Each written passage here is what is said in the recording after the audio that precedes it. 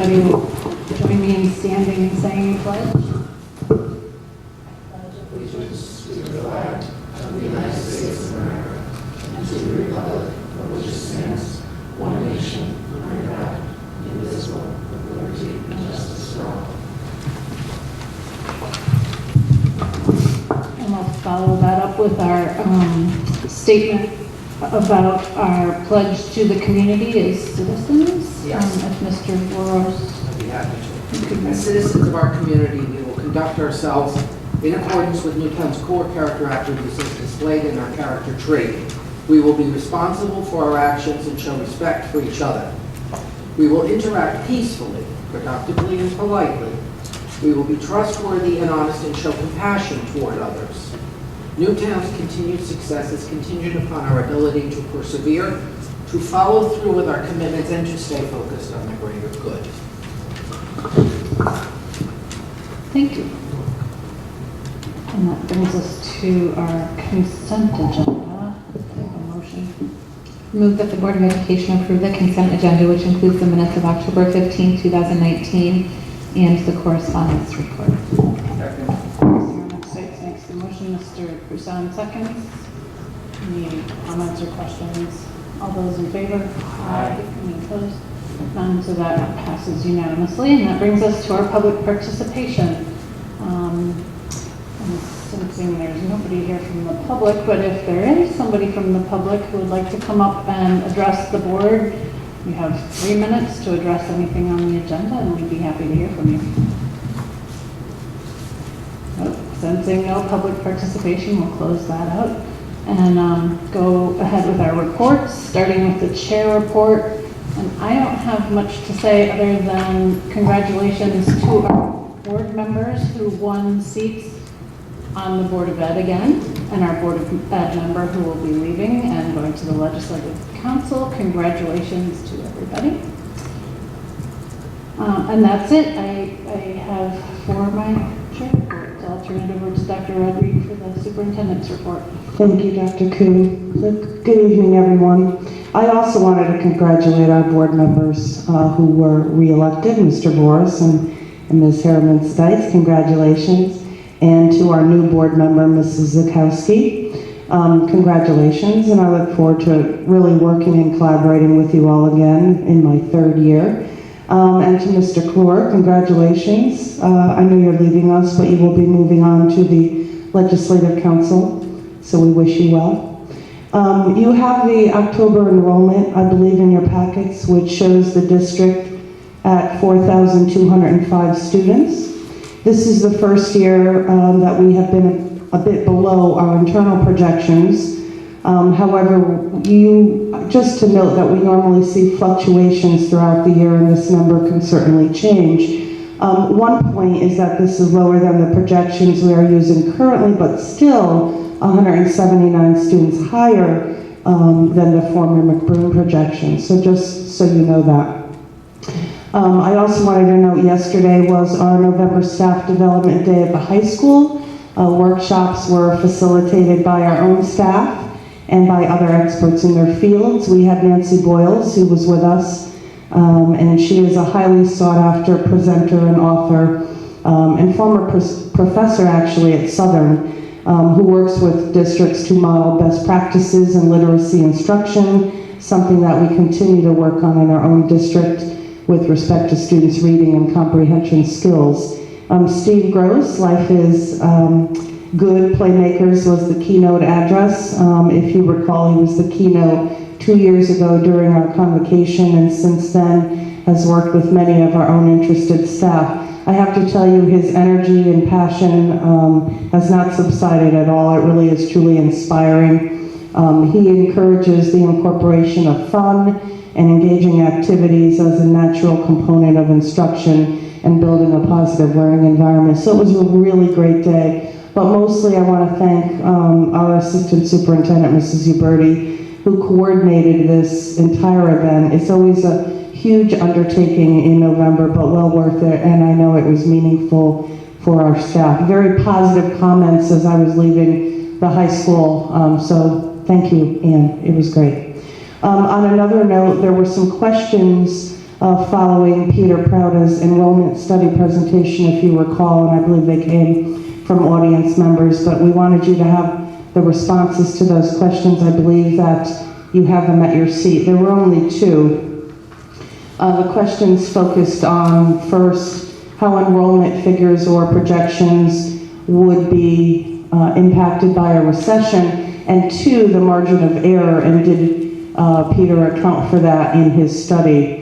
You can certainly read the highlights on your own, but basically Mr. Prouder responded as you would suspect. It really all depends on the length of the potential recession, the duration of that, which could spark a decrease in new home construction, a decrease in sales of existing homes, and a decline in births.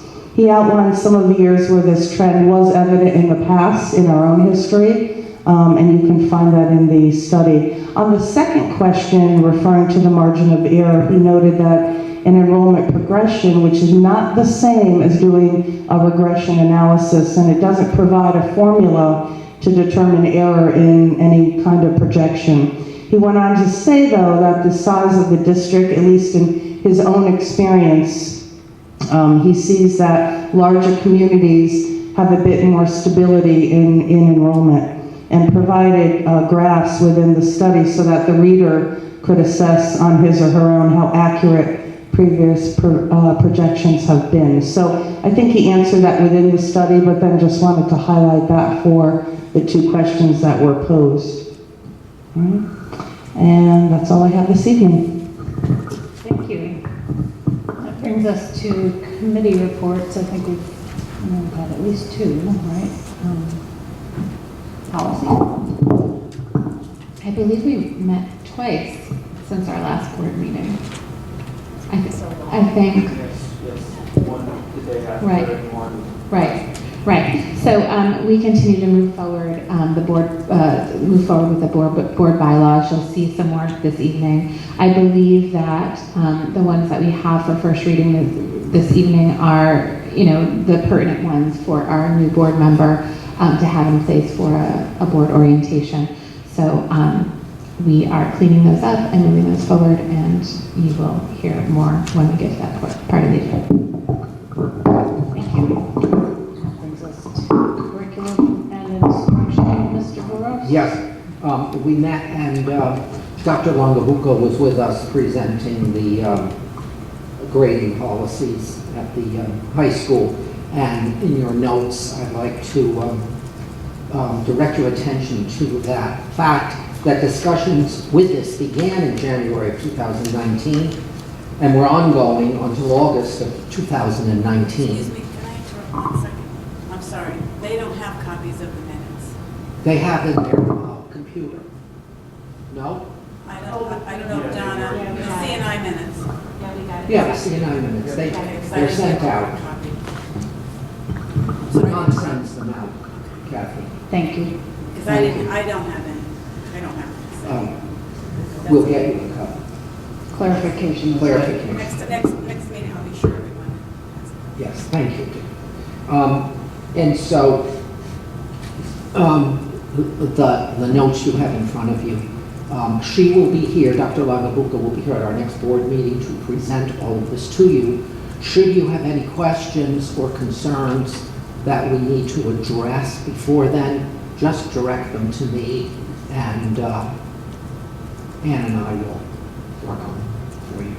Thank you. Thank you. Other questions? Yeah, I'm trying to, I just want to clarify, the new grading was put into effect at the beginning of the school year? Yes. Okay. Any other questions or comments? We haven't paused for any questions or comments for any of the reports that we've gotten through. Sorry, we're just breezing right through. All right, any other committee reports? Liaison activities, do we have? I will just say that I attended the middle school PTA meeting, and there was discussion about fundraising and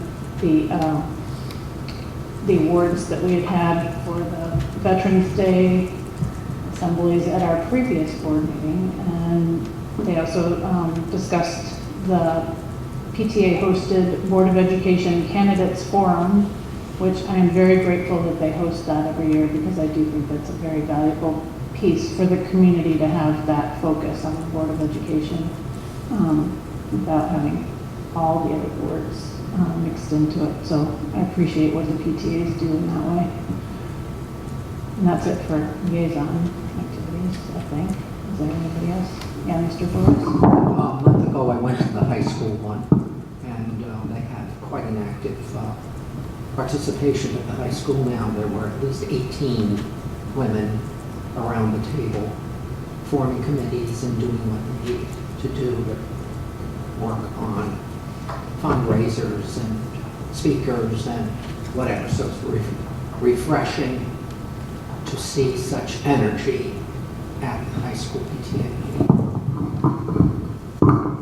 Very good. And that brings us to our student report. Do you have a report from the high school to share with us?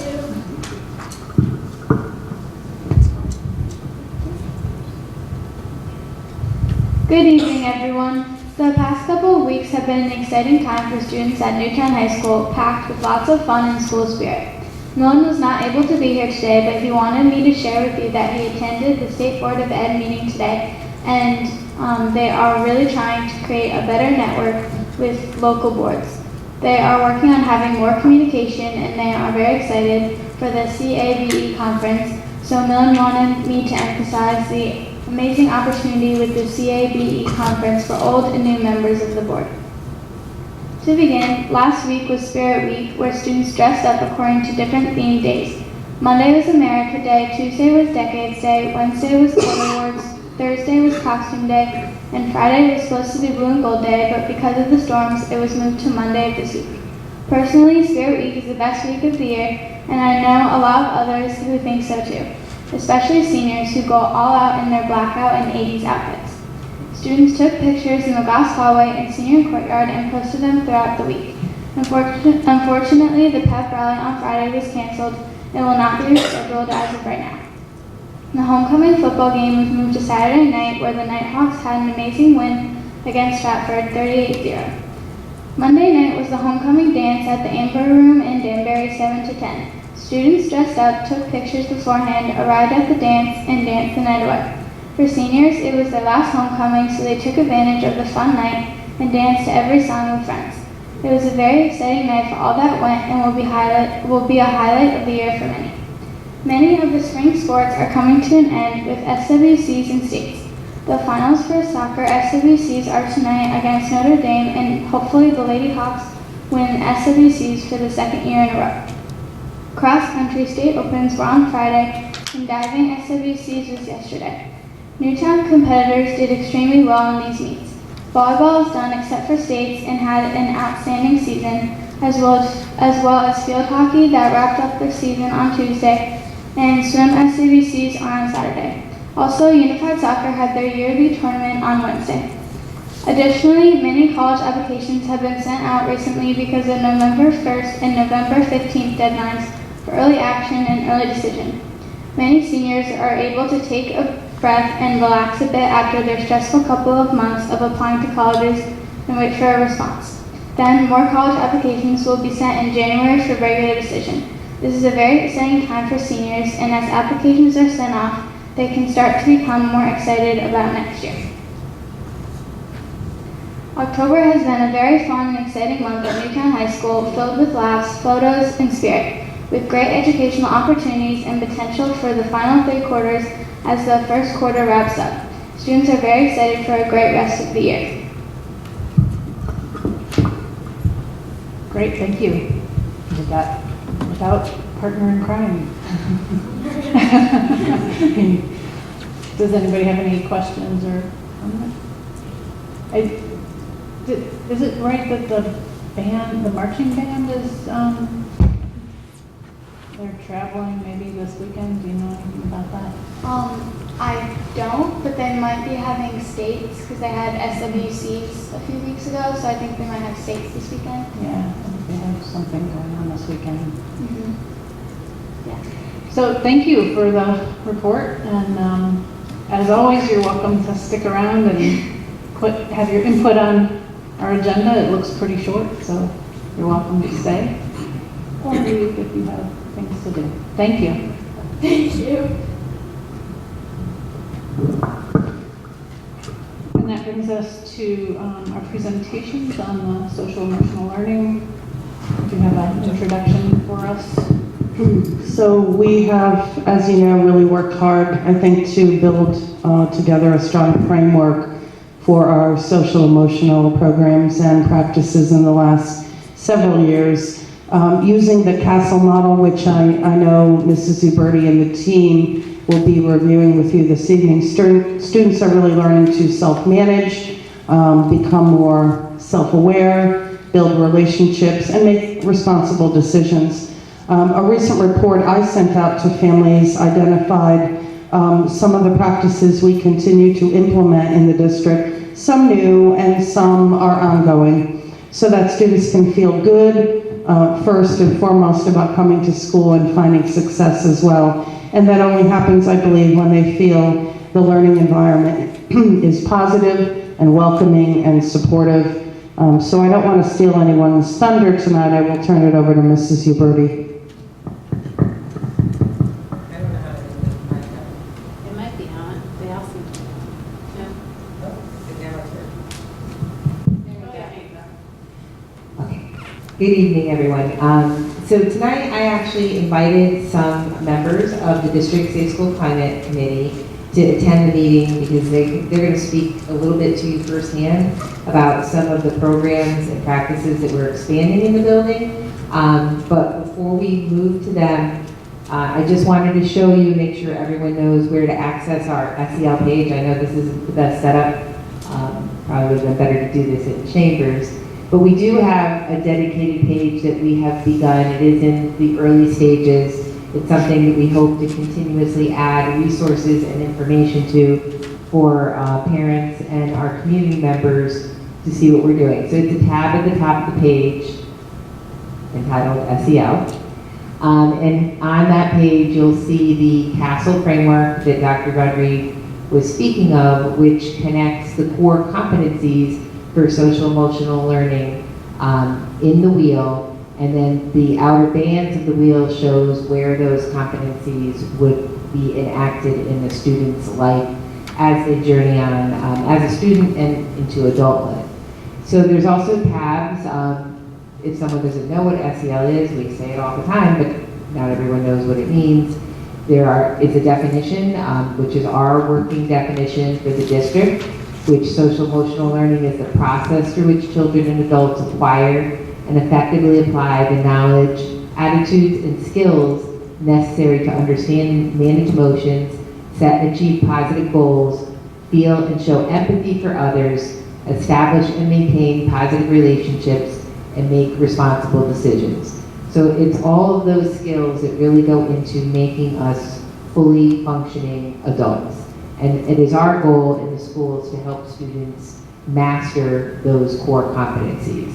So there are other tabs along the side. Why is SEL important? How are we teaching SEL skills? This is a little large. Shrink it down. This is an important graphic because it is a multifaceted approach. It isn't one thing. It's not one program, it's not one practice. There is explicit SEL instruction, so the kids are learning specifically what it is they need to do. And then there is a very important piece of integration, and some of that is through practices that we teach in routines, such as in Responsive Classroom, or as you're going to hear about in Project Adventure. But more than that, just practices that a teacher will do in the classroom to build a sense of community. And then of course there's the overarching climate and culture in the building that extends from adults down through our children. And all of that is designed to help students grow. And then I wanted to show you, I know it's super tiny, but you can look at it at your leisure. So we are building out a map of what is happening in the schools with links so that if somebody wanted to find out more information about Responsive Classroom, they can click on it and gain that access. So the things that are on here now, K4 Responsive Classroom, and the second step lessons, anything that appears on here is something that we are implementing universally. There are other things that are going on in the schools that are not quite at the universal level, such as mindfulness in some of our schools and some of our classrooms, the use of restorative practices. Those are things that are going on in pockets, but are not appearing on this map because it's not something that every student is going to experience at every step along the way. So in sixth grade, all students are experiencing the full value contract. They're all experiencing specific second step lessons. For grade 5 and grade 6, it's 2 different programs, but if they're in grade 5, they're getting the same lessons. In sixth grade, they're getting identified lessons there as well, so they have a common experience. And then, of course, Project Adventure. And then moving into the middle school, they have second step identified lessons, universal lessons for 7th and 8th grade. They also have Project Adventure, and they've just rolled out a new schedule for their junior advisory. And then high school does have Project Adventure also, and they also have embarked on some new lessons for their 9th and 10th grade advisory. So I have representatives from each level, and they're each going to touch base on what is new at their level. Some of it appears in this map, some of it are pieces that we are going to be building and looking to expand as we move forward. So I'm going to start with the elementary, and I have Melissa Arsenal. She is a school counselor at Middlegate School, and Marnie Bucci is a paraprofessional, and both of them have been instrumental in developing the mindfulness program there that I know that Dr. Rodriguez has already shared with you, so I'm going to let them just talk for a few minutes. I'm going to have each one of them talk for a little bit about their piece, and then if you have questions, they can answer them. Good evening, everybody. So as Ann shared, I am Melissa Arsenal, the counselor over at Middlegate, and we are so excited to have piloted this new program. It started as a passion project, so we went and visited a mindfulness room at another district and absolutely fell in love with the idea. We've all read a ton of research, some of you have as well, about the benefits of giving kids the opportunity to become grounded, if you will, before they enter the classroom. So we have started this in multiple different ways, but for general ed students, it's available to all classrooms.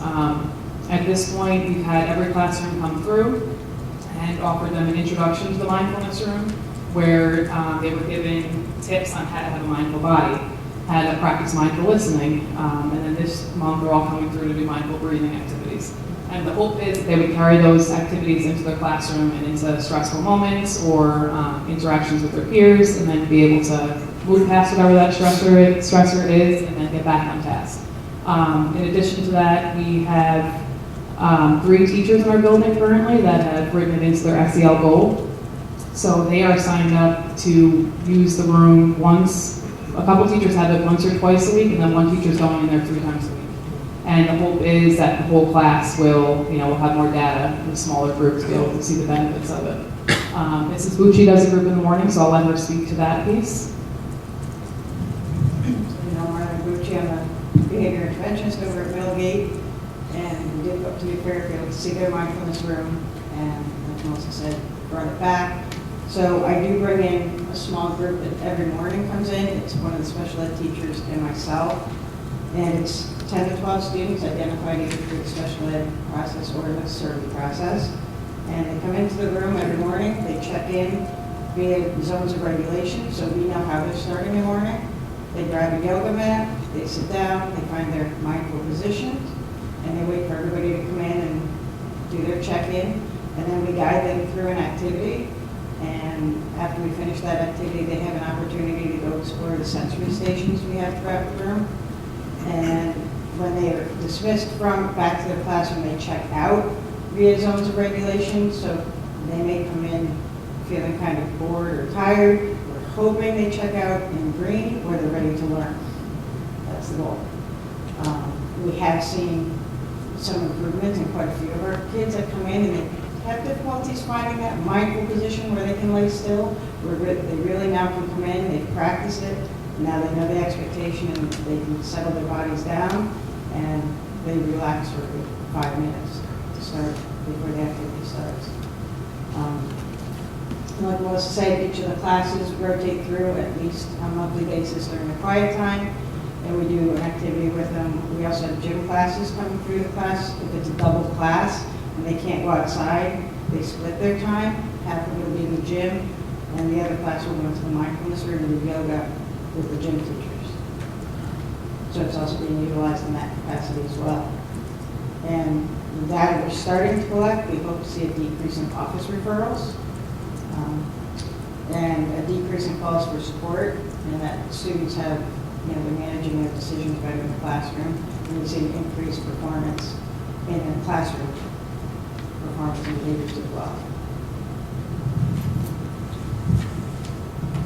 I just want to mention that quiet time is a responsive classroom practice, and all of the elementary schools engage in that. When the students come back from recess, they have about 5 to 10 minutes of quiet time where they're reading. So the mindfulness exercises are kind of filling that void. So instead of just reading, they're actually doing mindfulness, practicing mindfulness.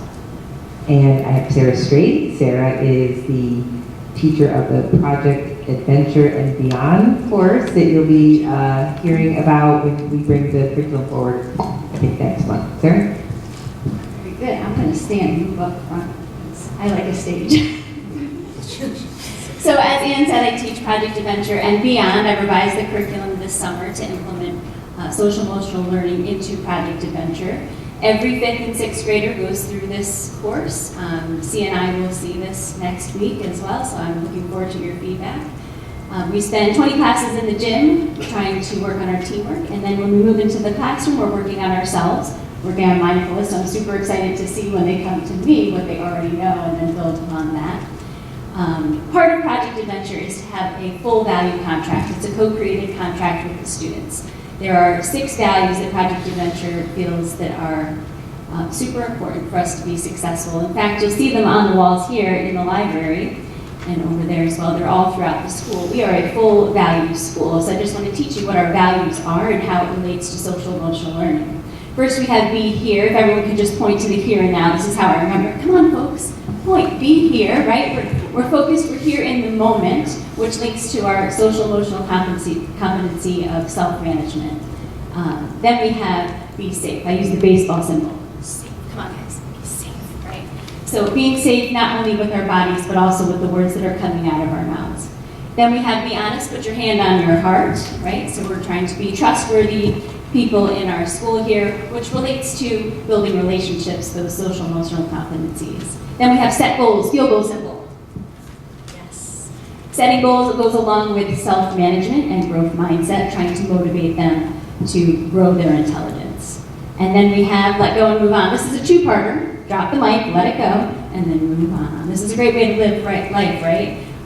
Going again with that self-awareness in our social emotional competencies. And then the last one, make a little heart with your fingers. This is care for self and others. So keep it close to you, care for yourself, and then push it out to others. Excellent.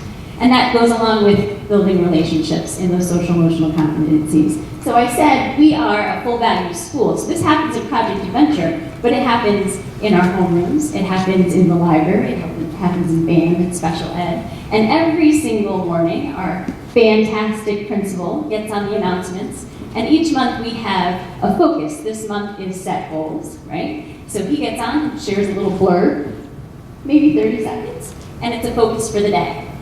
We also have community meetings every single morning in our homerooms, and I have gone to every single one. And I'm telling you, like, I've been teaching in this district for 20 years, and it's like finally all coming together. And the teachers are using the language, the kids are using the language, the expectations are there. It's fantastic. So that's what I have to say about what's happening at Reed. And I'm super excited to pass it on to middle school because guess what? They're going to do it too. No pressure. Good evening, Jim Rossi, Assistant Principal of the Middle School. And I can just speak a little bit about the middle school programming and where we are. But before I do that, I want to give a quick little anecdote, because I'm also a proud parent of a kindergartner at Head Meadow. And about 2 weeks ago, Libby asked me, come to the table, I'm doing some work. And it was about 7 o'clock at night, and she said, Dad, can you help me color? And I said, Liv, I'm tired, just color. She goes, Dad, you can do this, persevere. So I was thrilled and amazed, and I knew where that was coming from. But to buy in and to also help us effectively roll it out. Right now, there's some excited teachers who want to do it in pockets, and there's other teachers who are still just not ready, and we will absolutely get them there. And we've been talking a lot at our building safe school climate committee as well. So we're really doing a lot of brainstorming and rolling out, but we're confident next year it will be in application in each room. I really love the full value contract, and I'm happy that you're going to implement it at the middle school. I can imagine that it's a little bit different to having a 8th grader myself. To implement something like that with a kid who is skeptical about everything must be a lot different than a 5th grader who is a little bit more excited about things.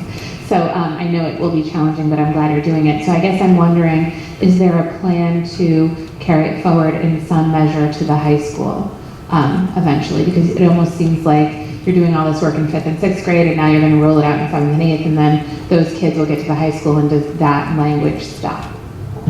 You got it. Because Project Adventure is in all those schools, that's exactly why when we were struggling for years at Reed to come up with common language and what was it going to be. And then when we realized we already had it, that was how we decided to go with it and then push it out to the entire building. Similarly, moving to the middle school and eventually the high school. And the thing is, it can look different. I'm glad you said that, because the contract itself can evolve, and Sarah could probably speak to this much better and more articulately than I can, but it doesn't have to just be those words. Like, you can actually get to the point where the kids develop what that contract is. They did a lot of work at Reed on what does that look like, for example, in art, because being safe in art looks different than it does on the playground. So even though it looks very basic on the sign, there's actually a lot of work that goes in behind it, and it can be made to be developmentally appropriate even for older kids. They use this in camps, for college-age kids even.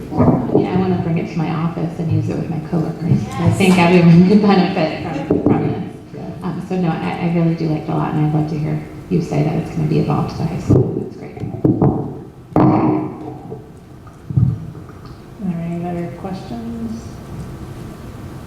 As you go through this, you talk about pilots and pockets of things going on, and it all sounds really exciting and good things for our kids going on, but it reminds me of the curriculum council for, say, we have math, and it makes me wonder, and the questions about, how is it carried through from Reed to the middle school to the high school, and it makes me wonder if there's something similar in the district in terms of like a overarching body that reviews how all of this integrates together. It is. That is our district safe school climate committee. That's exactly what we do. So we have representatives from all of the schools. It's mostly the teachers and assistant principals, and there's a counselor from every school, and then some other additional members as well. And those people then it's almost like a steering committee.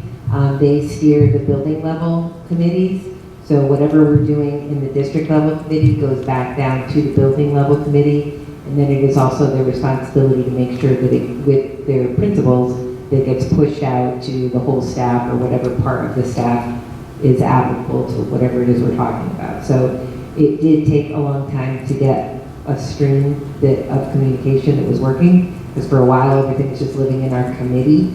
and not like happening in the buildings, but I think we have a good flow happening now. Yeah, so now that you mention that, I remember the presentation that we had several years ago, I think, and how it was just all academic on paper, and now it's neat to see it all out there working. Are there any other questions before we? How am I going to say this? Is there budgetary needs that all of you need to implement what you need to implement? And you don't have to answer it now. And if there is, you need to, I would suggest strongly that you put it in your budget, because you can't operate if you don't have the right materials. I will say to that, we have been very lucky with our grant writer. A lot of the grants that she has developed have been funding that. The Mindful Schools training that we're going to embark on is going to be funded through grants. So not a lot has come out of the operational budget because it hasn't had to.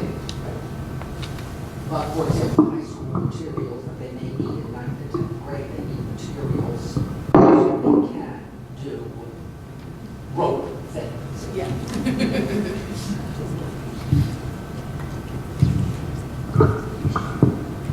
Any other questions or comments? No? Thank you so much for coming this evening and sharing all that good information with us, and look forward to hearing another presentation another 3 years down the line and seeing how much it grows. Thank you. Thank you. All right, so that brings us to old business, I think. The discussion of possible action on policy 9100, organization meeting of the board. Introduce. Sure, I'll make the motion that the board approve policy 9100, organizational meeting of the board. I know there's some discussion on this. We had started discussing it at our last meeting.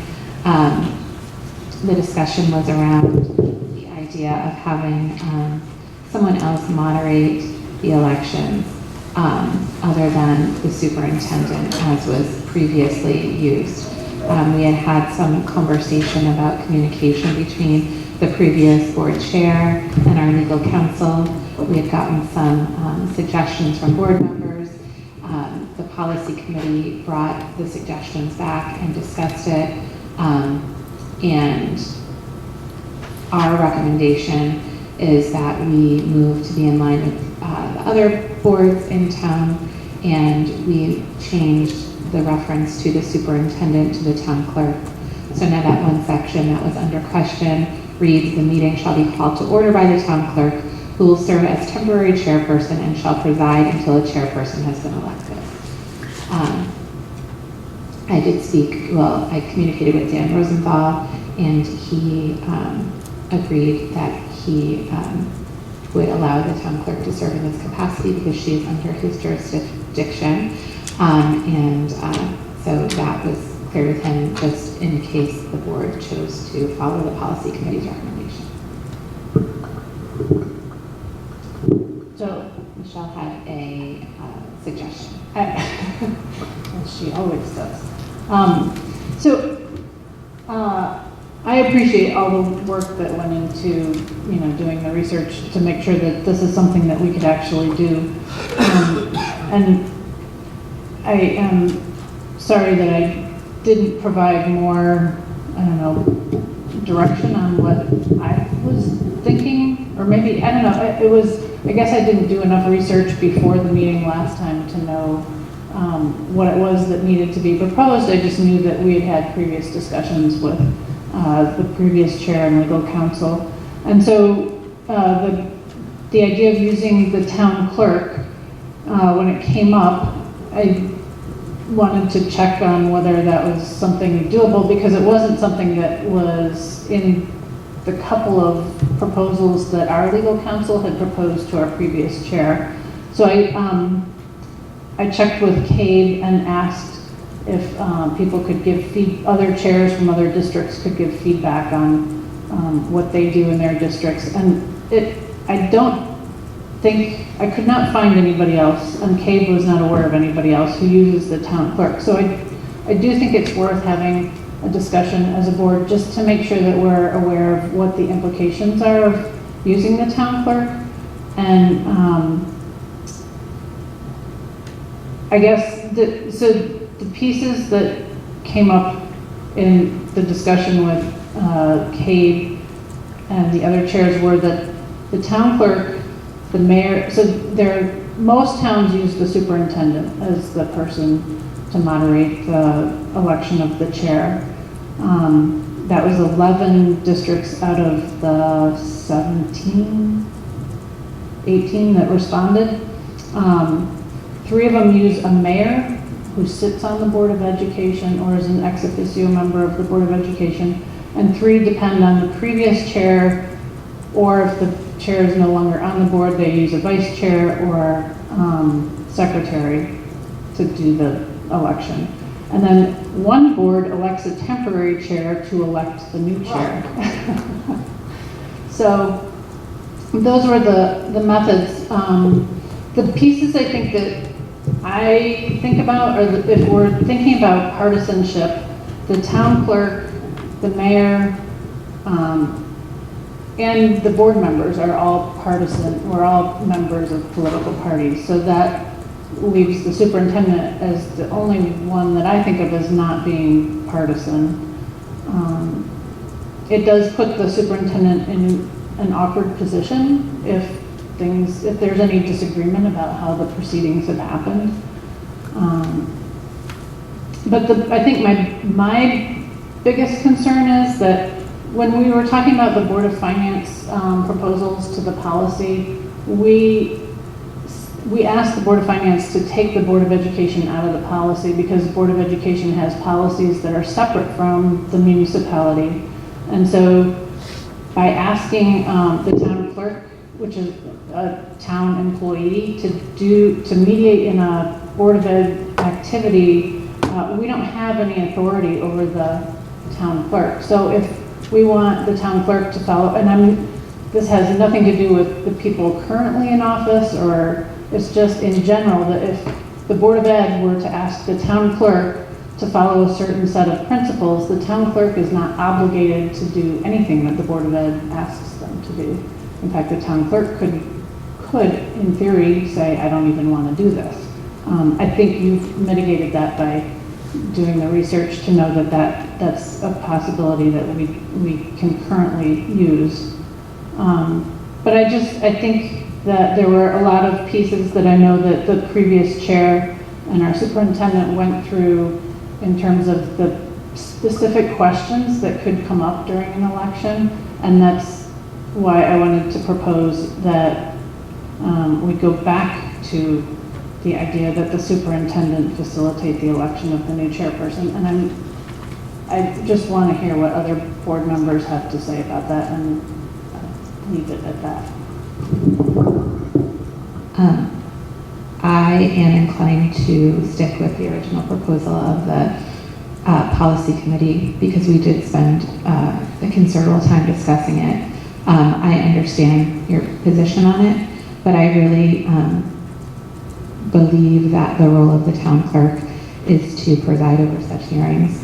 Even though we don't have authority per se over the town clerk, we're asking the town clerk to follow our policy. And I really don't think it's realistic to believe that someone would come in and say, no, I'm not going to follow your policy, I'm just going to do things the way I want to do it. That's not, I mean, I guess I suppose that could happen, but I think that's a little bit of a stretch. I also believe that the person, one of the people around the table that has the most stake at some point, current company excluded, of course, and who the chairperson is the superintendent. So I do believe there's a significant potential conflict there. And I think that having a non-biased third party presiding is the appropriate thing to do. Partisanship, the town clerk is an elected position, but the town clerk's entire job is presiding over elections. So even though that person is elected and is a member of a political party, They preside over the election process for the entire town. So they are sworn to not hold a partisan position. So I just believe that that is actually the role of the town clerk. And I think, in keeping with the other boards and commissions for the town, it's the most appropriate person to preside over our elections here on the board.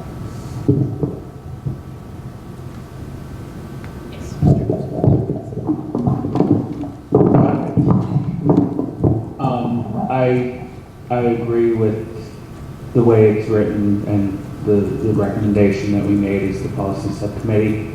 I understand some of the concerns that you brought up. I don't foresee a perfect solution to someone who is absolutely 100% unbiased unless we find someone who's not affiliated in the town in any way. I think an argument can be made no matter what that someone may be biased.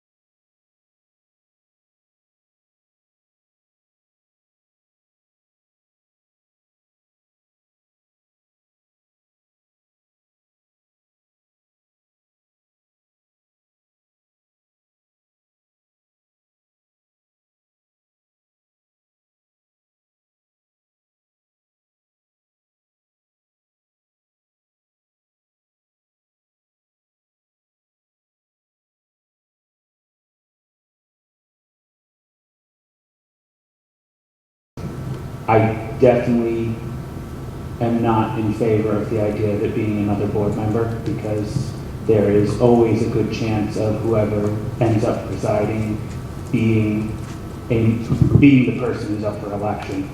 So there's definitely a conflict of interest there. As far as the town clerk goes and not being, following our policies or being under our policies, the town clerk is under the first selectman, who is an ex officio member, and you said other boards use their mayors or their first selectmen who are ex officio members or members of their board.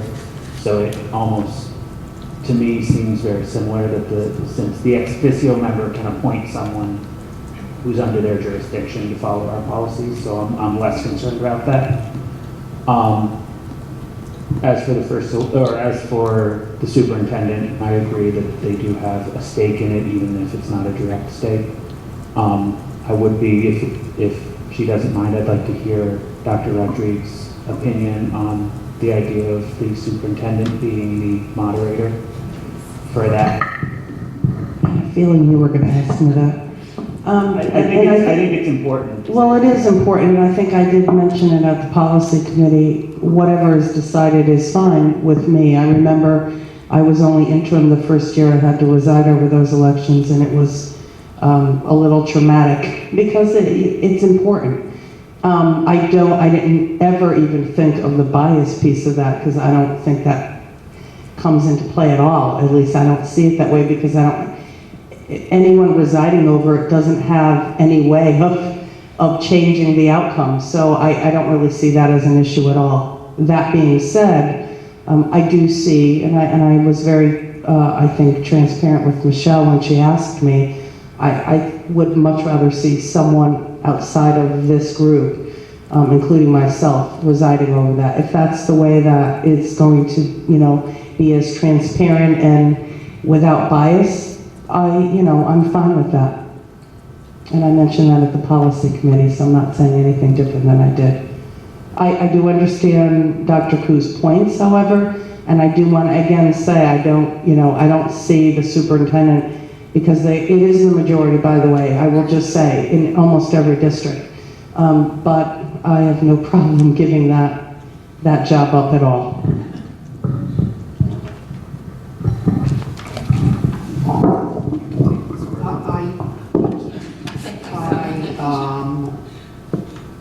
I need someone to explain to me why what we've been doing in the past is not working for all of you. Just need to hear that. Why do we need to change something when we've had no problems?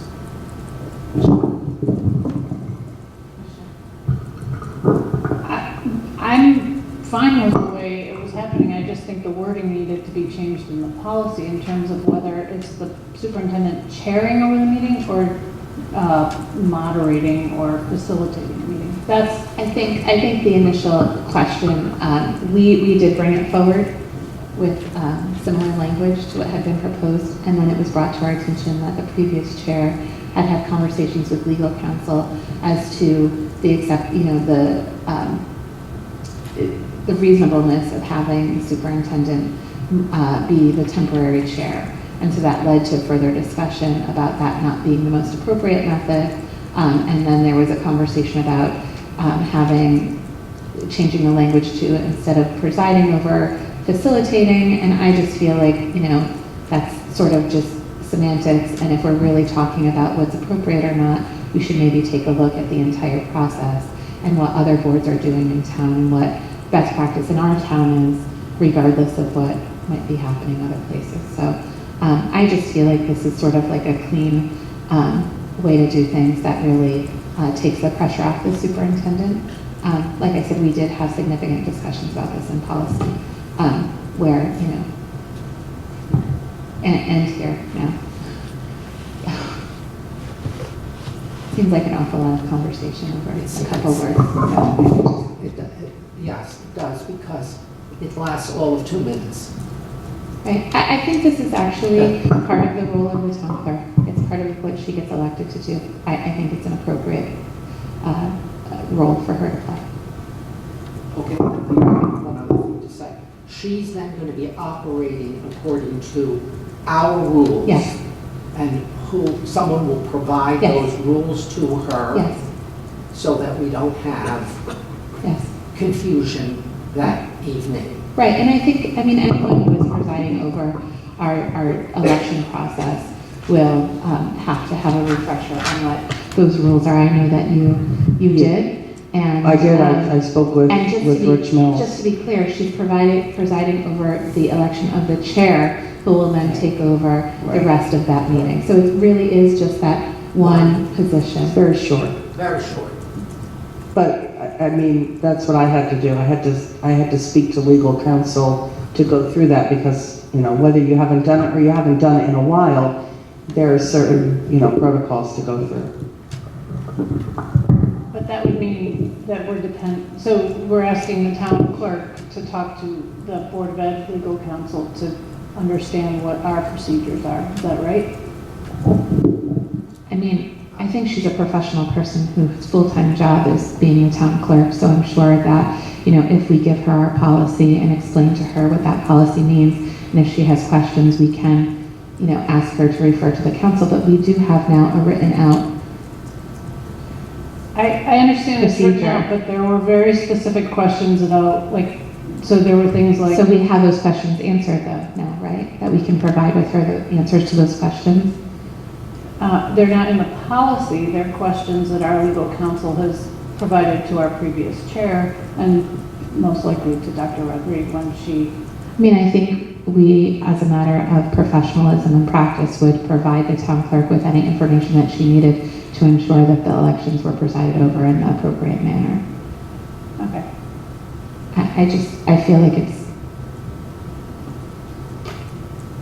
sort of, I don't want to say common sense, but I just sort of feel like if you're asking somebody to do a job, you give them all the information they need to do it. I don't. Mr. Clore, did you have anything you wanted to add to the conversation?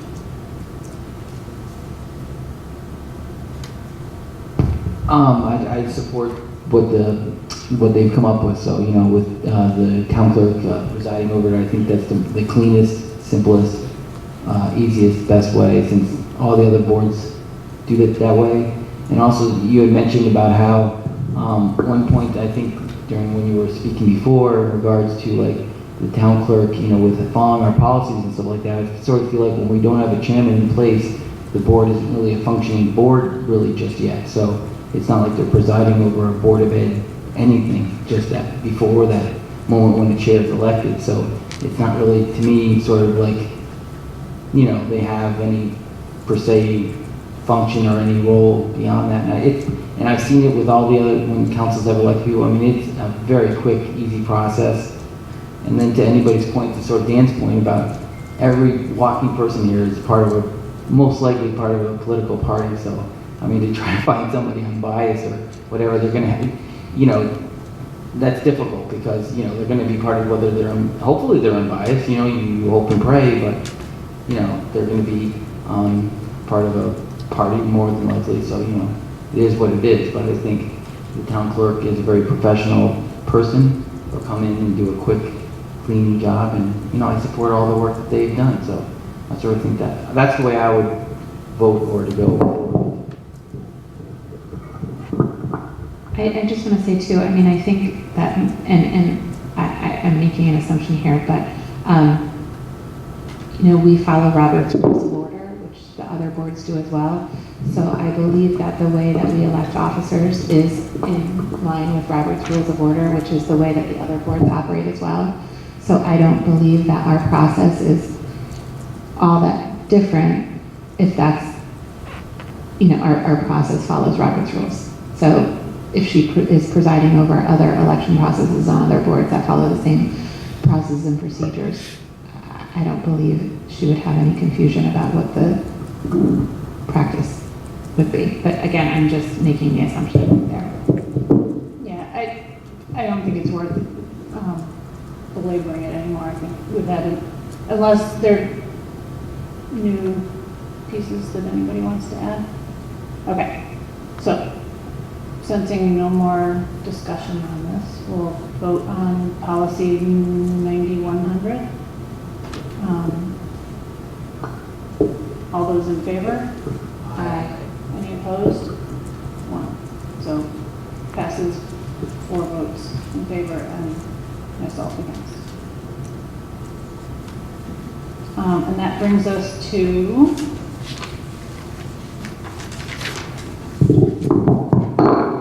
our new business, discussion and possible action on the recommended changes to the CIP.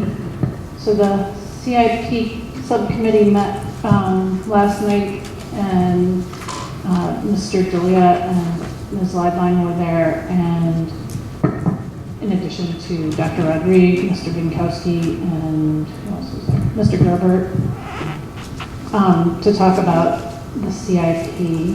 So the CIP has been presented to the Board of Finance, and there were some questions at the Board of Finance meeting about, say, remediation of asbestos, this is a newly revised CIP plan such that there would be a cost for the engineering of the process in the first year of the CIP, and that would be in line with how the police department project went along. So they had a piece in the first year of the CIP in order to do the design of the new police department, and then the cost of it in the following years. And that way you get a more accurate cost out and less risk in terms of how much variation there is in that cost estimate. And then I think there are a few other changes, but the subcommittee was in favor of doing this, in part because of the police department project, but also because it would give us a more accurate representation in the following years of what the full cost would be. I don't know, have I spoken? There are more pieces that change. Well, there are. I just wanted to back up a little bit because our new director, Mr. Gerber, who has come in and has had very little input into some of the thinking and the coordination of the Hawley HVAC. Our previous director, as you know, commissioned our Z design, and they actually presented with us to the Board of Finance a few weeks back. But their focus was certainly on sharing a preliminary cost estimate for the project. But it also, I mean, I think more importantly, what they were doing was distinguishing, as you know, between the two options. And that was namely a full HVAC and the ductless split option. Meanwhile, and I think what's fairly typical, we've gathered responses, as we should, good questions, a litany of valid questions, I think, from members of the Board of Finance and also the Sustainable Energy Commission. And with Bob's input, he has been able to respond to many of those questions, although we started to realize that a lot of those questions are difficult to answer when you don't have a fully spec'd out engineered plan. And that usually comes, you would think intuitively should come prior to a project, because part of what the other boards and taxpayers, when it goes to referendum, do is they want to know everything about that project. How worthy is that project? Does it work? What's the actual cost as close as you can get? So partially in our effort to move this forward, we wanted to make sure that we all had, including our new director, a really good, I think, handle on the project, coming as close to getting to the accuracy of the cost. The inclusion that included structural, mechanical, technical, that scope of the project. We felt strongly that he really needed to have a comfort level there, and that engineered plans would make that so. We also felt strongly that we needed a more detailed plan so that when we did speak to the Board of Finance and even moving further, hopefully to the Legislative Council, that we would have a better handle on the whole project. I will tell you, you see the $300,000 estimate for the engineered plans prior to the project itself. We simply pulled that out of the original cost. We also added in $300,000 for abatement, which interestingly was not included in the preliminary design. So that alone raised red flags as to why that wasn't included. Again, that was commissioned by a previous director. We don't know what the scope of their belief was, that we were, as they should, and when we talked to our director, who is an engineer by trade, usually when you do a preliminary design, there are some things that aren't included. Unfortunately, that's a very old building, so it should have been a natural part of that. So that started to just raise some flags and make us uncomfortable, but that's not really the reason we're doing this. We feel, as you can see, we did it with the middle school down the road. We feel that that is more along the lines of what it should be, in terms of know how much it's going to be, know all the details of the project and whether it works and it's appropriate and we haven't missed anything in that, so that when we do move forward and all the way hopefully to the taxpayers, they understand every nuance of that project. Now, one of the arguments will be, and has been, and I think it was argued even when they did it for the police station, was, well, you could spend money on a plan and then the project fails. Well, my thinking is, I mean, you can look at it that way. My thinking is the more you know and the more clarity around something, then the voters have, and the boards have a better understanding of the project to begin with. If I'm, to be honest, if I'm a voter and you're presenting a project worth millions, I would want to, if I don't like the project, I'm probably not going to vote for the plan to begin with. So I really look at this as the better way to move forward on certain projects, like a huge renovation like HVAC. Just another note, if you flip over to the second part of the 10-year plan, we added in turf. That's new into the backfields of the high school, and that's something that we've been toying with for a while. We've spoken with our athletic director, and it was not part of the plan previously, but we feel that it's really necessary. It is truly, and it's used by the town as well, as you know, with Park and Rec. It is, you just cannot sustain grass there. It is completely, when the seasons kick off, it is usually either mud or just dirt. So it is something that we added on, we feel really strongly about. All of this, at least going back to just the 5-year, you'll see an added total. It increased to 250 by 251,000 only for the 5-year total, just so you know. And again, that was because there wasn't the abatement cost, right, Ron? This did decrease in year 2 at the high school in terms of replacing. Yes, thank you, Michelle, for mentioning that. That went down. That's why there's not a full 300,000 increase in the total 5 years, because the replacement of the turf field went down when we actually got an accurate estimate, and that actually decreased. So it offset the increase a bit. Was there any more? Okay, so Ron, did you want to add to any of this? Does anybody have any questions or comments on? Yes, Mr. Clark. So, if I understand this correctly, I mean, there's going to be literally $3.5 million off of the CIP for next year in the budget. Yes. And then, just a quick question: in the year 2, the high school renovations of the turf and track field, is that all possibly working with the stadium seating too? You know, I know we talked previously meetings, or about the sandblasting of those seats and trying to repair the stadium seats. And That's not included. That's not included. Nothing of that. No, but they are looking at options for that. And I would highly recommend the CIP team to, or sort of look at maybe possibly, I don't know if it's too quick doing it next year with how, since you reduced that for there, but the first step was getting it down to where it used to be, and they really did a great job with that. We haven't had one complaint from a parent, but yes, we're looking at options.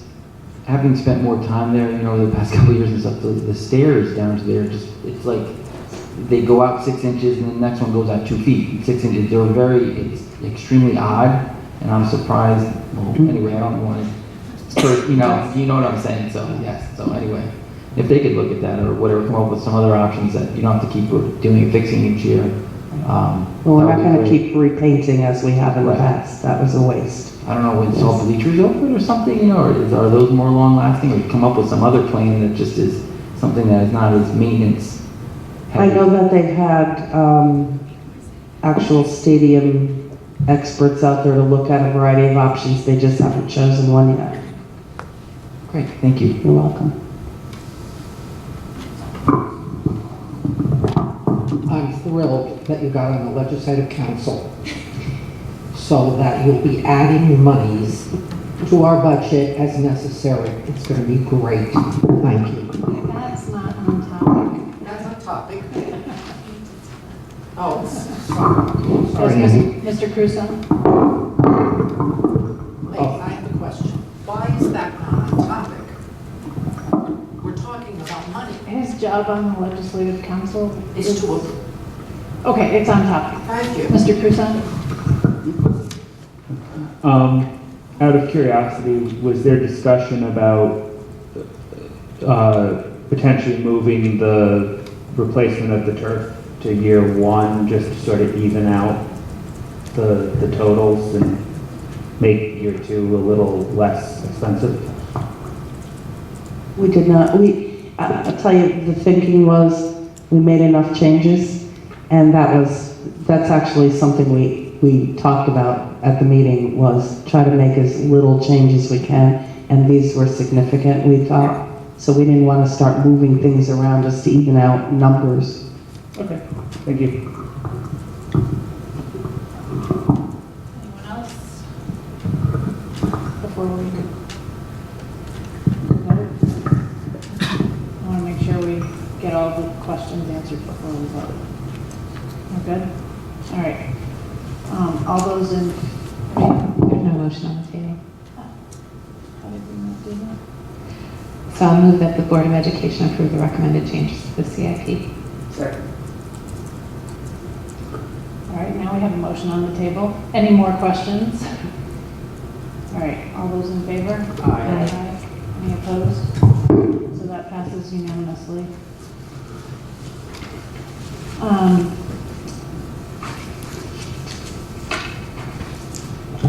All right, so discussion and possible action on the appointment of a Board of Education delegate to the 2019 CABE Delegate Assembly on November 14th. This is the delegate assembly that happens before the CABE conference, at which CABE sets its legislative agenda. So there's a packet of proposals that, or I'm not using the correct terminology, it's not proposals, it's resolutions that are voted on, and I didn't make a copy of the full thing, but if anybody's interested and wants to make recommendations to whoever the delegate is. I was hoping to go out on Thursday. I don't know who else is going to the CABE conference, but everybody is we can have our entire board attend the delegate assembly. We just need one person designated to vote at the assembly. So, I was hoping that you would insert my name here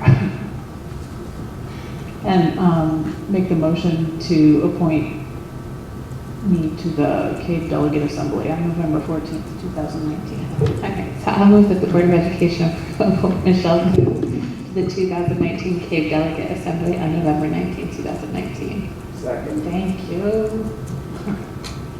Any discussion? All right, all those in favor? If he wants to fight her for it. All right, motion passes unanimously, I think. Did you vote, Mr. Clerk?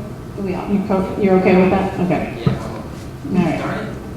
I thought you were maybe thinking of fighting me for it, but okay. That brings us to the first read on the policies. You want to go over? Sure. So these are some more policies that really really constitute the bylaws of the board. The committee did do a lot of work to consolidate these policies. We had, lots of like 2-word policies and lots of policies that had pretty much the same language, just in different places. So, we think we've done a good job at consolidating and taking out any extraneous material, but please give them a read to make sure that there wasn't things that we had missed, because that certainly does happen. So the first one is policy 9130. This is about committees. So the language changes you see, as I said, are just mostly around making things cleaner and consolidating. Policy 9222, we made a slight change in this policy just on the second page, having the vote be by a 2/3 majority of all members in cases of censure or disciplinary action. We just felt like it wasn't very clear otherwise. This next one is Code of Conduct of the Board, Policy 9272. So the change we made here was that we felt like it was important that instead of Board of Education members reaching out to staff and administration on our own, that the superintendent be the conduit for that information. So board members, and you'll see that this is number 1 on the list here now, but board members would go to the superintendent with any data request, and when the superintendent, when the superintendent gets that request fulfilled, they will provide all of that information to every board member so that the communication is shared and so that every board member has all of the information available. We thought that was a good change that could help to streamline the process and just really make sure that we're all communicating from a level playing field. So that sort of took out the need for number 3, which you saw that we crossed out. Can I just, for this particular policy, I think this is really important, and I think as we go through budget processes and requests from public about specific information and board member requests about information, it has dawned on me that it takes a lot of staff member time to fulfill those requests and answer those questions. The CIP is a perfect example of a lot of questions that I think a lot of time went into answering questions. And while we can't control what other boards ask of us, I'm wondering if we want more input as a board, like consensus as a board in terms of whether we all agree that something's important enough to have staff resources. And I do think we have a policy on it somewhere, but the superintendent, so the superintendent basically gets to decide if, and make recommendations based on the amount of staff resources that are going to be taken to answer certain questions. I don't necessarily agree that we should have a majority of board members decide whether or not the question is valid, the request is valid, because I believe if somebody has information that they feel that they need to make a decision, that we should honor that request to the best of our capability. Now, if the board member is asking for things that it's going to cost, take 10, 12 extraordinary amounts of staff time to put together, then I think that's a conversation the board should have. But I think in general, we really shouldn't limit board members to have questions if that's going to help them allow them to do their role in a better informed way. That's just my feeling about it. So I think that could, a board member could get discouraged if their requests were constantly getting voted down by other board members. I can actually see that happening, and I just think people would get frustrated. Mr. Clore? Could you add in there maybe like at the superintendent's discretion of just sort of being the decider about that, being like, hey, this is going to take an exorbitant amount of time or not? I do feel like that's in another policy, and if it's not, we should add just it to be in helpful. here. I feel like it is, and if it's not, you're right, we should add it in here, but let me just do a little research, because I feel like that might be one of the policies we just approved. I know they're all running together in my head at this moment, but But I know that we talked about it, and I feel like, right? This is, yeah, same for you. You're supposed to be the other half of my brain when my other half can. And you had a question, Mr. Keith, or a comment?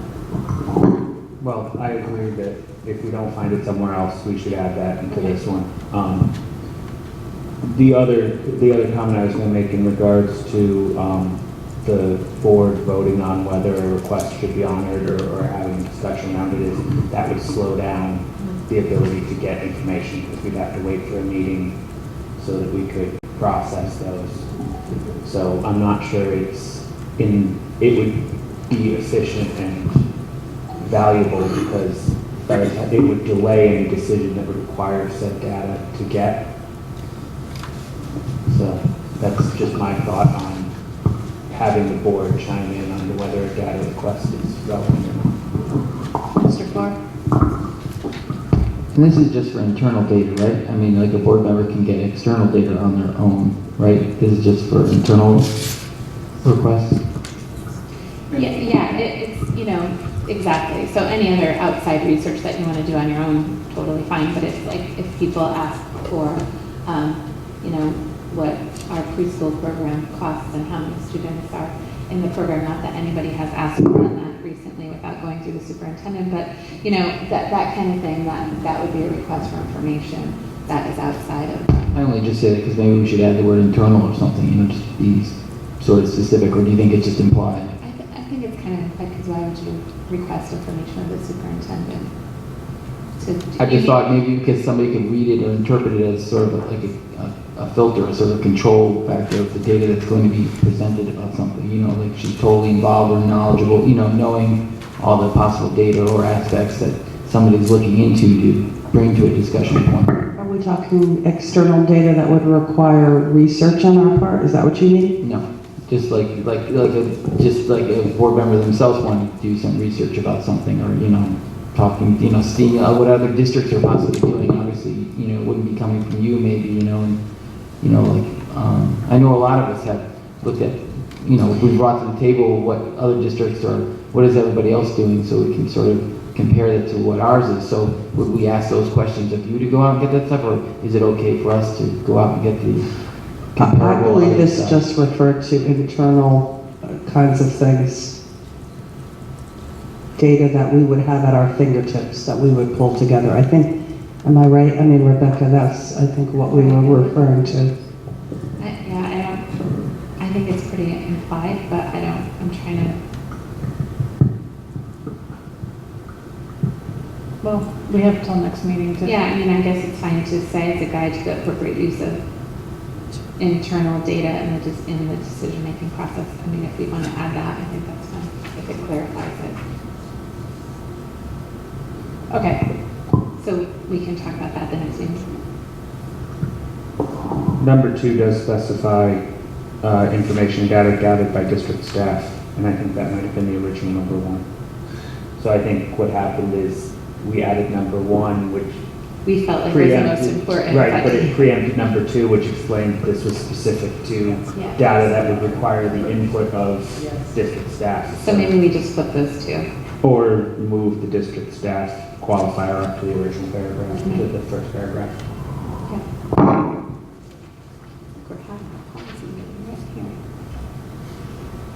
Okay, so we can talk about those things with specific suggestions at the next meeting. And then I think this is the final thing, 311. Yes. So this one we just amended to include bylaws and administrative regulations.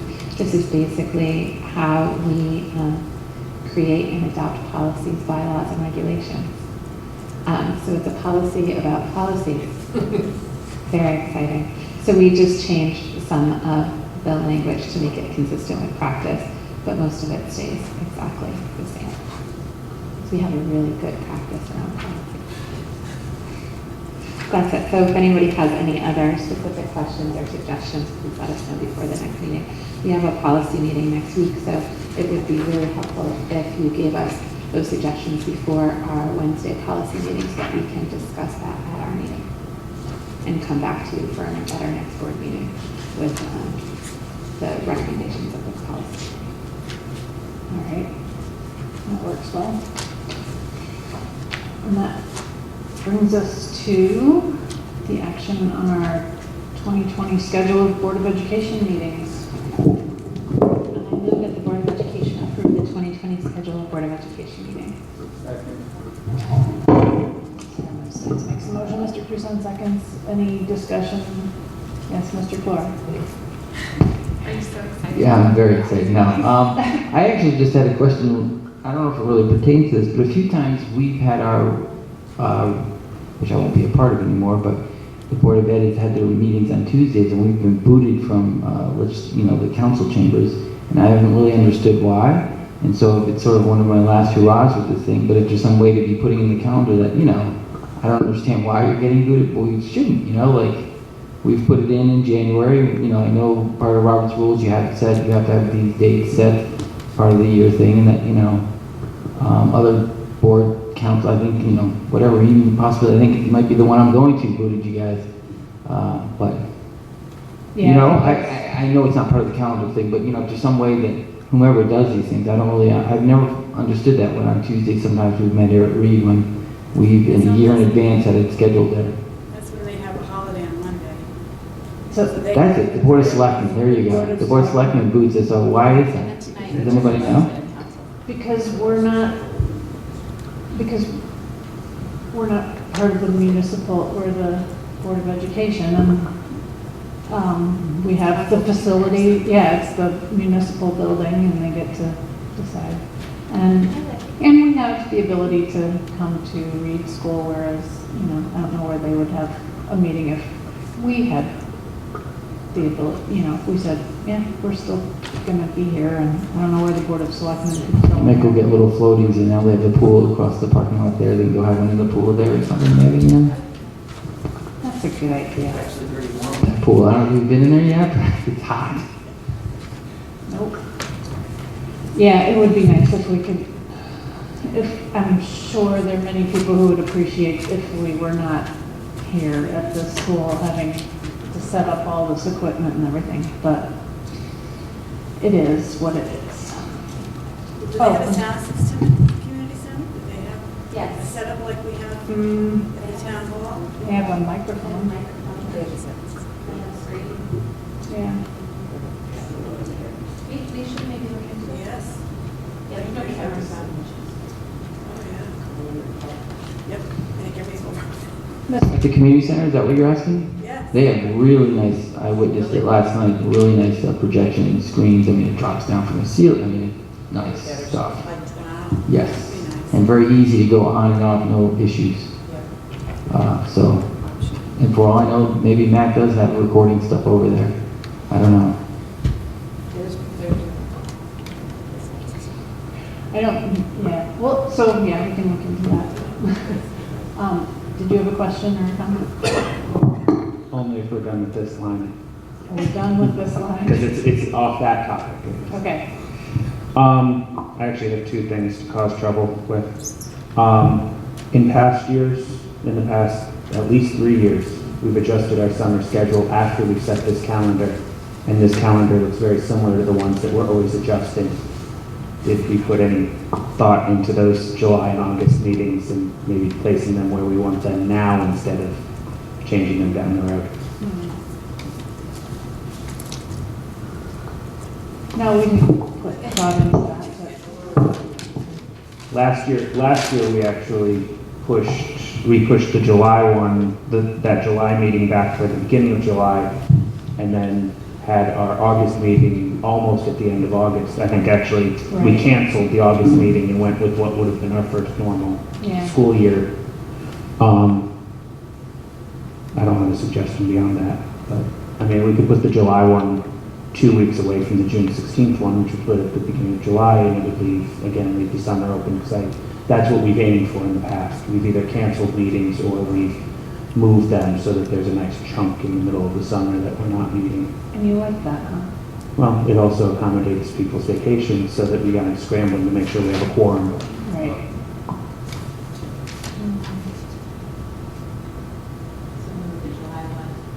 Just July 7th?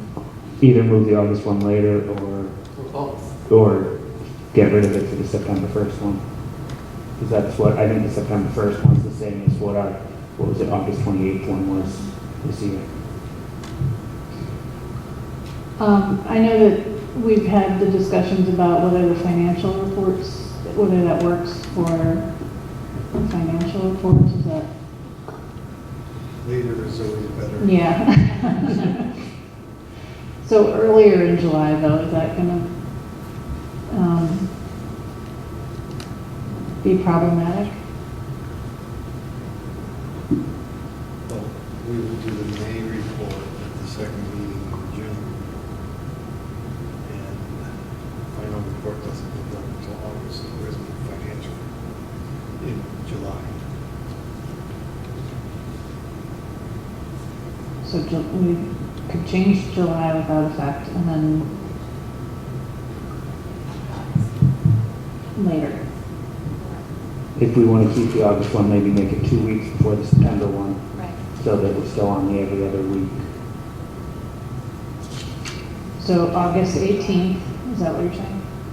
Okay, I'm not looking at the calendar right now. So it's scheduled for August 11th. If we moved it to August 18th, that would be a week later and 2 weeks before the September 1st meeting.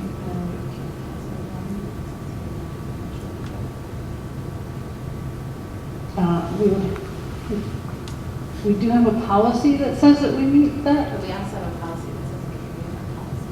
Right. No, we fixed, I thought we fixed You that ought to policy. know. No, I actually thought we fixed that policy. We Policy do, that we just, yeah, it's in yeah. Yeah, and I thought we fixed, because we had this exact discussion at the policy We meeting. did fix it, but we didn't pass that policy yet. Oh, okay. That's what I'm trying to tell you. Well, then maybe I should bring up the second thing I was going to bring up, okay, bring up, which was, should we perhaps table this until our new board member has joined us so that they can vote on the calendar? well, that actually is a good question. Do we need to approve this now? Has to be posted in December, I think, the town clerk. That's that whole I thing. think it's Actually, December. We always did it. our policy says something different, but ours says it has to be approved by 30 the, days before the first meeting. well, yeah, but it also has to be approved, I think it says by the first meeting in December. Yes. I mean, So if we approved it at the first meeting in December, we'd still be you know what within we our could do? policy. We could put off doing this until our next meeting. We could send it to our new member and get her input and then make some of these changes that are being suggested now. Mr. Corr? One other suggestion would be just to double up in July and August, if that's really the point you're hanging up on. And then you can just, it's much easier to cancel these than to move them and to, or, to move one. So you're trying to schedule more meetings for the board that you... I'm just saying, so then you book in dates, so it's easier, you know what I mean? It's much easier because you're doing it, you don't have to make it a special meeting, there's all these rules and things you need to follow, so if you schedule them all in, and then it's just easier to say, whoop, this one's canceled, Yeah. And then you've already, that other one in that's been scheduled from January and everything. Just a They're suggestion. alternative. Yes. Yeah.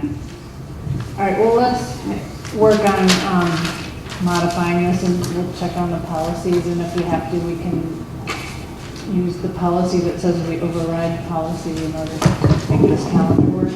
Is that okay? That's good. Okay. Do we make a motion to table the motion? Yeah. All right, so I make a motion to postpone debate. Is that what it is? Postpone Discussion. discussion until the next meeting. Yep, that's what I'm doing. And then Mr. Poussin seconding that. And then everybody in favor of postponing this to the next meeting? Aye. Are you saying no? All right, that passes unanimously. Oh, is there anybody from the public who would like to address the board? You are not. You are public. So I just want to formally excuse me. You gotta use the microphone. And you have to give your address. Your name? So my name is Janice Gabriel. My address is 50 Sawmill Road. Danbury, Connecticut. I just want to formally invite all of you, even though you're going to get an email from me, to come and see the high school production of A Midsummer Night's Dream, which opens next Thursday. It's Thursday, Friday, and Saturday evening at 7 p.m. and Sunday at 2. And we would like all of you and a guest to be our guests. So you will receive an email from me, but I just wanted to publicly invite you. Students have worked very, very hard. Shakespeare is difficult, but they do a fantastic job. So we would like all of you to join us next weekend. Thank you very much. We'll take public participation like that. There's no interaction with the public. Yes. Because I assume the next thing is to be, the meeting's over, correct? So as of right now, I'm scheduled I won't be in town for our next meeting. So I just wanted to take this opportunity to thank everyone. I know that it's been some highs to lows, what have you, but to me it's always been a challenge and stuff, and I've really grown from it, and I really want to say thank you to everyone, and I really do mean that from the bottom of my heart. Congratulations to John and Rebecca. I think, the board's going to be in very good hands. I think having constant, like people that are experienced with it all, it brings good things to the table. I think the school is in great hands with our superintendent, and congratulations to Ann. I know it's been short with me being on there, but I knew you through my kids coming through the schools anyway, so I know that's in great shape. Kathy, you've been tremendous, always answering the phone, and it's been an honor, everybody, so really thank you. Thank you, Andy. I'm sorry that you're not going to be here at the next meeting, because I really would like to have thought more about what we would do to say goodbye. But thank you for being such a good board member, and we will miss you, but know that we'll see you again on another board. Yeah. You need to be good to us. Thank you. Thank you, Amy. Yeah. No, I too wish I knew this was your last meeting, because I would have done an interpretive dance. John and I had something.